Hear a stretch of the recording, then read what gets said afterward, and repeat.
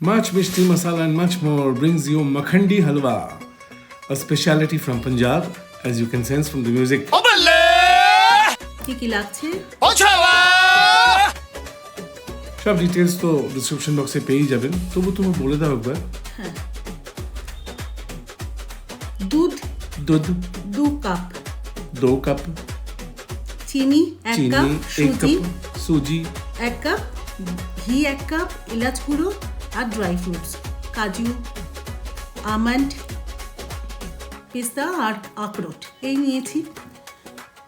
1 বাটি সুজি নিলাম, 2 বাটি দুধ, সব এক মাপ হতে হবে, ভিজিয়ে রাখতে হবে। খুব সহজ হালুয়া তো আমরা খাই, সুজি তো আমরা করে খাই সুজির হালুয়া, কিন্তু এইটা দারুণ খেতে একটা হালুয়া, অবশ্যই বাড়িতে করবেন। খুব ইজি, শক্ত রান্না একদমই না। এটা ভিজিয়ে রাখতে হবে 20 থেকে 30 মিনিট, তাহলেই সুজিটা পুরো ফুলে যাবে। দুধের মধ্যে নিতে হবে। এইবারে প্যান বসালাম, পাও কেউ পাও, এই যে ঘিটা আমি রেখেছিলাম 1 বাটি, ওখান থেকে 1 চামচ ঘি আমি নিলাম। এবার ড্রাই ফ্রুটস যেগুলো আছে সেগুলো একটুখানি হালকা সতে করে নেব। যার যা ইচ্ছে dry fruits you can give. হ্যাঁ, আমরা কিশমিশটা অ্যাভয়েড করি বিকজ আমাদের পুত্র সে কিশমিশ সহ্য করতে পারে না, অনেকেই কিশমিশ পছন্দ করেন না, but you can add kishmish if you want. আর যা যা ইচ্ছে dry fruits you can add, কোনো হ্যাঁ, the more the merrier.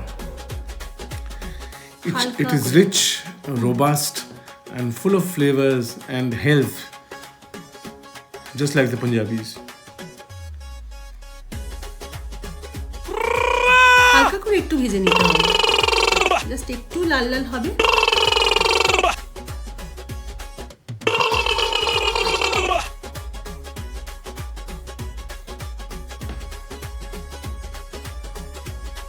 হয়ে এসছে, ব্যাস নামিয়ে দিচ্ছি। अब शुरू असल काम। এইবারে পুরো ঘিটা দিয়ে দেবো। If you want, you can also make this in refined oil. হ্যাঁ, কিন্তু আমরা ঘিতেই করছি, ঘিতে করলে অন্যরকম টেস্ট হয়। ঘিয়ের অন্যরকম মানে ঘি is definitely and ghee is healthy fat. এই ঘিটা যে দিলাম, ঘিটা কিন্তু বেশি গরম হওয়া চলবে না, তখনই চিনিটা দিয়ে দেব।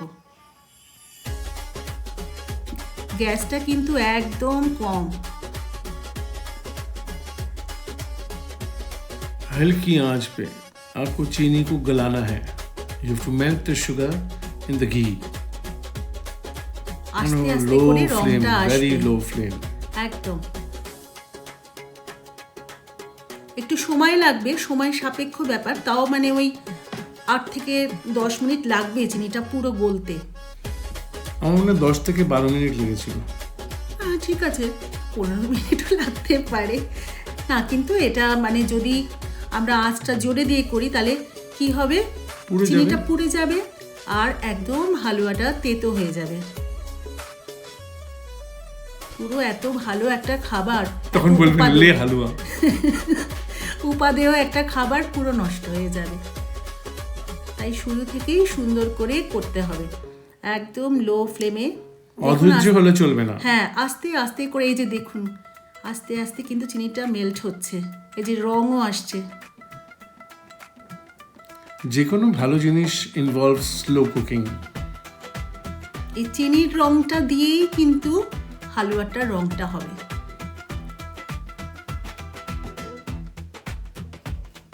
বোঝাই যাচ্ছে চিনিটা মেল্ট হয়ে এসছে।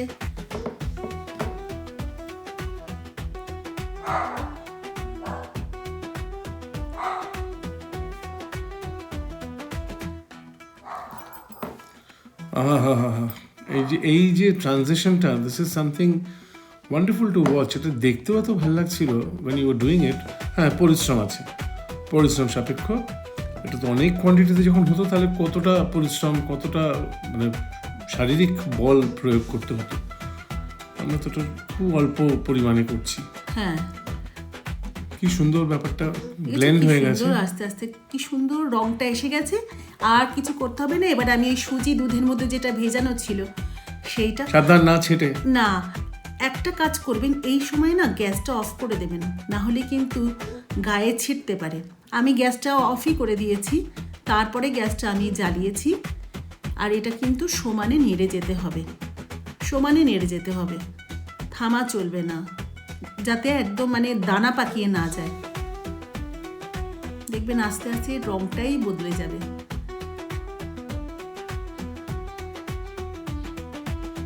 এই যে গ্যাসটা অন করলাম আমি। এবার যে বাকিটা ছিল একটু সেটা পরিষ্কার করে দিয়ে দিলাম। আর সারা বাড়ি ঘির গন্ধে ম করছে একদম। উফ, একদম এইভাবেই নাড়তে হবে।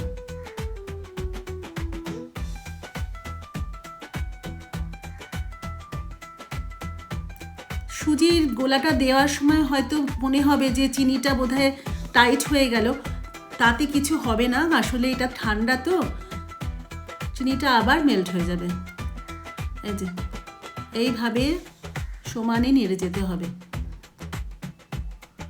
এই যে ঘিটা দেখে ভয় পাবেন না, এটা হয়ে যাবার পরে বলে এক পাকে ঘুরে আসবে যখন, মানে আপনি বুঝতেই পারবেন পুরো ছেড়ে আসবে যখন হ্যাঁ, কড়াই থেকে, তখন আপনারা ঘিটা ঢেলে রাখতে পারেন। যেটা আমি করেছি, আমি দেখাবো। তো এতটা ঘি তো খাওয়াটা ঠিকও না।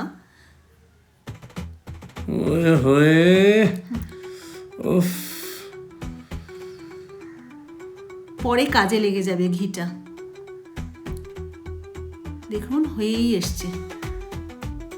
এই যে সব পুরো মেশা মেশা হয়ে গেছে একদম। দেখতে পাচ্ছেন কোনো কি লাম্পস সুন্দর? নেই। না, লাম্পস যাতে না হয় তাই জন্যই নাড়তে হবে বারবার।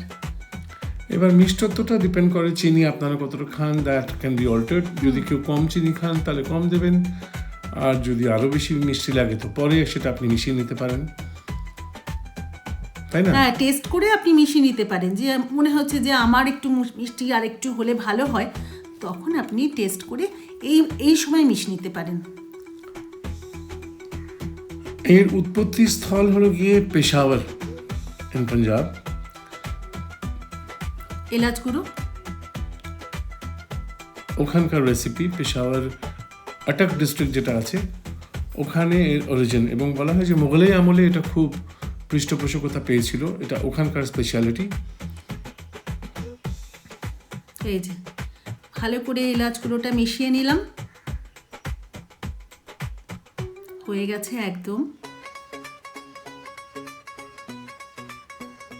দেখছেন কি সুন্দর হয়েছে, খেতেও যা হয়েছে না, উফ, it's Amrit, melt in the mouth. এবার তো গার্নিশ করবে। হ্যাঁ, এবার ড্রাই ফ্রুটস কিছুটা দেবো, কিছুটা গার্নিশ করবো। আচ্ছা, এবার মেশাবে এর মধ্যে। মিশিয়ে নিচ্ছি। আমি কিন্তু দেখেই বুঝতে পারবেন আমি কিন্তু ঘি কমিয়ে নিয়েছি। না, এখনো কমাওনি।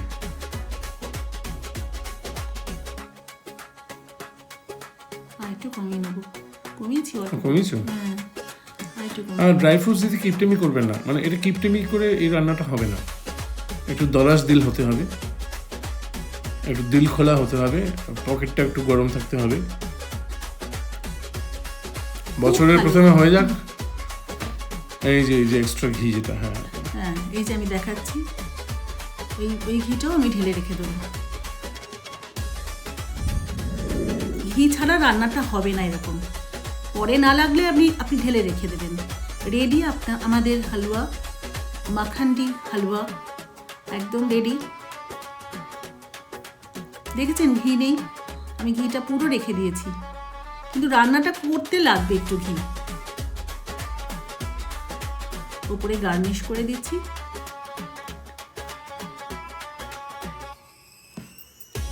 ওয়ে হা হা, এই গন্ধটা এটা কি করে আপনাদের আমি পাওয়াই। এই যে এই ঘিটা আমি রেখে দিয়েছি। क्या कहने, क्या बात है, वाह वाह वाह। রেডি আমাদের মাখান্ডি হালুয়া। নতুন বছর খুব ভালো থাকুন, খুব ভালো খান, আমাদের সাবস্ক্রাইব করুন, কমেন্ট করুন, অ্যান্ড অফকোর্স শেয়ার করবেন। Happy new year. Happy new year. Thank you. ভালো থাকবেন, সুস্থ থাকবেন।